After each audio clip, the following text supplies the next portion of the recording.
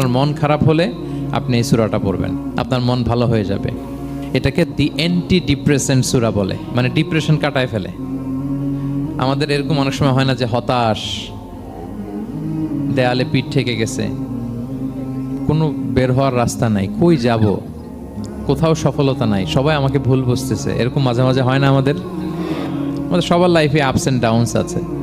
আপনি যখন ভারাক্রান্ত হবেন, কষ্টে থাকবেন, এই সূরাটা পড়বেন, দেখবেন যে আপনার ডিপ্রেশন দূর হয়ে গেছে। তো আল্লাহর হাবিব সাল্লাল্লাহু আলাইহি ওয়াসাল্লাম যখন এরকম